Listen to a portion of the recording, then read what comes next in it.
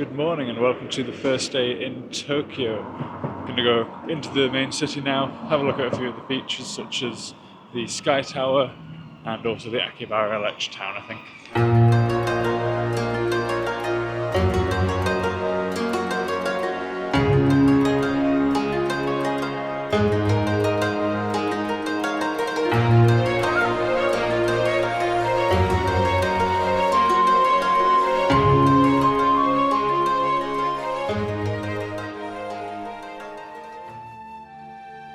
The day started by catching the train from my accommodation to one of the stops near the Tokyo Skytree.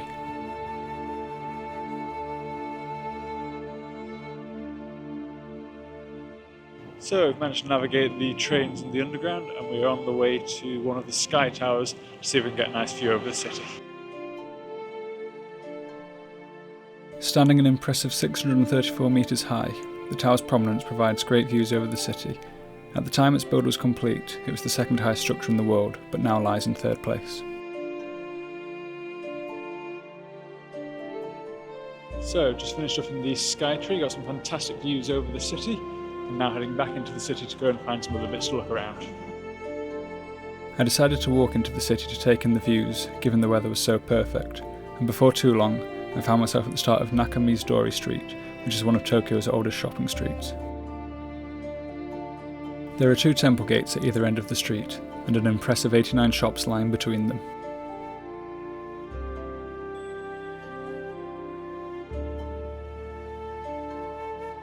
At the far end of the street is the Sensoji Temple and a 5-storied pagoda.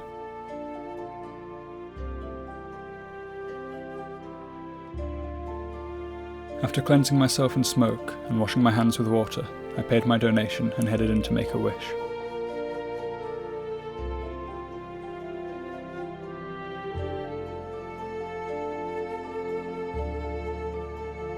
So I've just been around the Sensoji Temple, been in, made our offering and made a little wish as well. So time to do a little review for some Lawson's fried chicken, which I'm told is meant to be quite nice. So here it is, decent size. Let's give it a taste.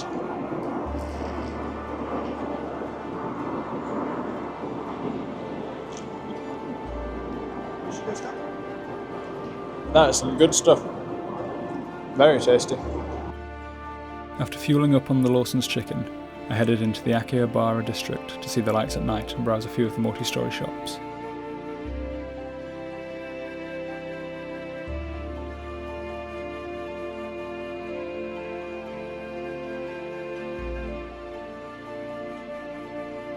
Good morning, welcome to another sunny day in Tokyo. Today we're going to go and see the Shibuya Crossing, try and not get trampled on whilst we actually cross it ourselves, and we're also going to try and hit up a Pokemon Center, so we're excited for that. The Shibuya Scramble Crossing is an iconic location in Tokyo and can have as many as 3,000 people crossing at once in peak times.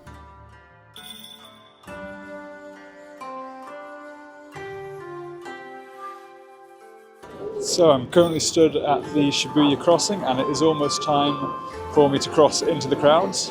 This is going to be exciting. Any moment now. Here we go.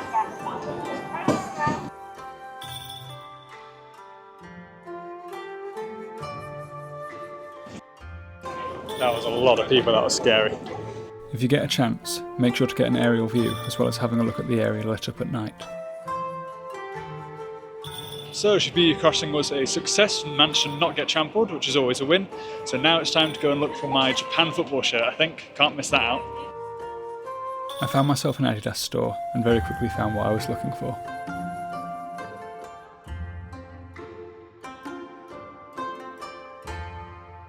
So the quest to get my Japan football shirt has been completed. Managed to find them both, but I went for the white one because it felt a bit more Japan to me with the flag being white and red. But the blue one is the home one if you're looking to get one yourself. The next stop was the Meiji Jingu shrine, which was completed and dedicated to Emperor Meiji in 1920, 8 years after his passing. There is a huge forest surrounding the area, containing approximately 100,000 trees. Just outside the shrine are two camphor trees, which are tied together, which represent the Emperor and Empress Shokin.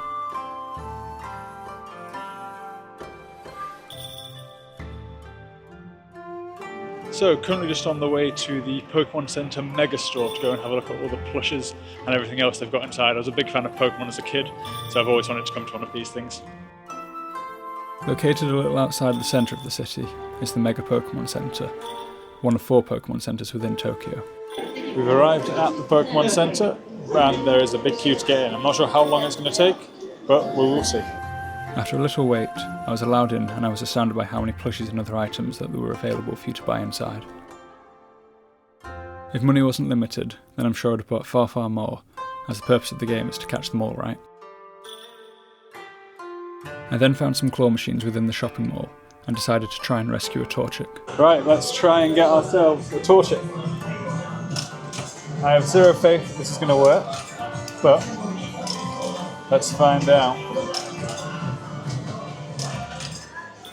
We've got 3 plays for this.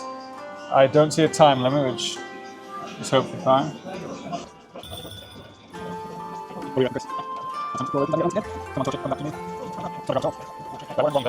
As you can tell, these claw machines don't make it easy to win, but they are fun to have a go at on occasions.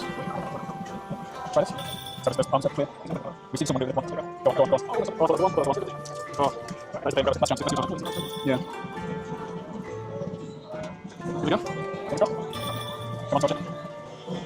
Nah.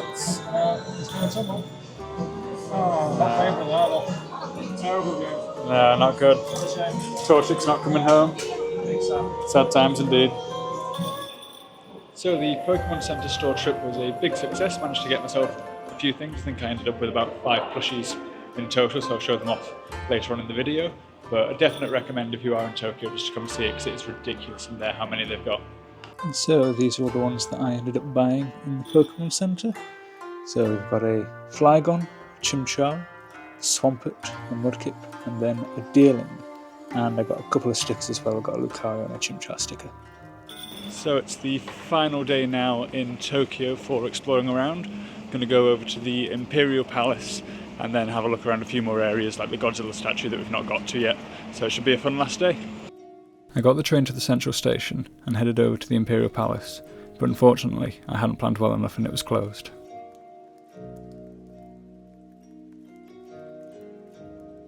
So we've got to the Imperial Palace, but unfortunately even the gardens are closed today. We thought the gardens were open all the time, but it seems that on some days it is closed. It was only the museums inside that were open for about 1,000 yen, but we didn't think it'd be worth it as we wouldn't get to see any of the gardens, and the tour for the intersection comes there only 2 times in the day and it's only 300 people, so it's very, very limited. So if you are coming, make sure just to double check which days it is open. The only way to get over a heartbreak like that was to climb a mountain. Thankfully, there was one right by the palace, but it was tiny, with an altitude of 9 metres. So I've just hiked all the way up Mount Mikasa in Tokyo. Probably the smallest mountain I'll ever climb. You can see the ground from here. I'm surprised it got called a mountain, but I will take it and I've put it on my Strava already.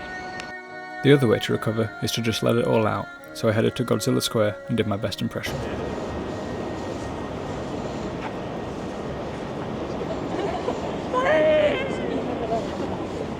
All that hiking and screaming got me hungry though, so to the Pokemon Cafe I went. This is a must-visit location as well if you're a Pokemon fan, but be warned, it is a bit expensive.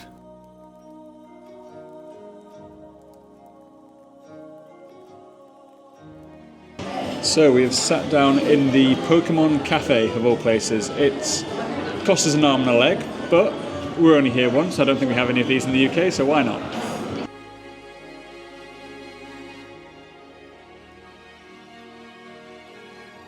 The food was incredibly well made, however, and we even got a visit from head chef Pikachu, who was very excited to meet everyone.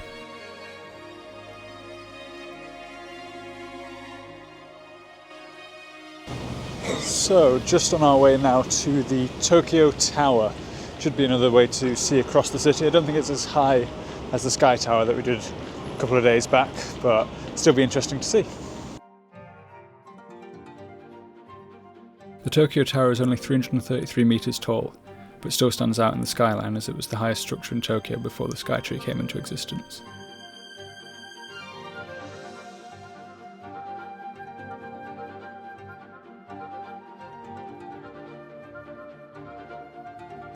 There are some lovely views of both across the city and down to the ground below.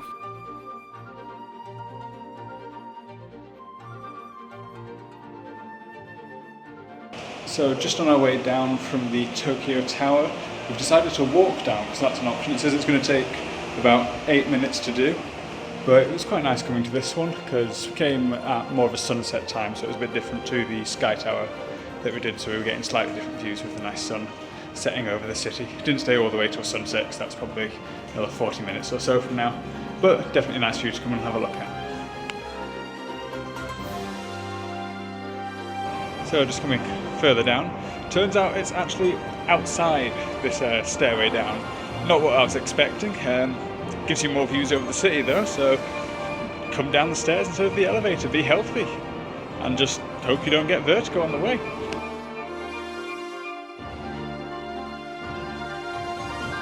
By the time I'd walked all the way down and headed outside, I was treated to the tower being all lit up. I hope you've enjoyed this video on my time in Tokyo. If you have, please consider liking and subscribing, and I'll see you on another video soon.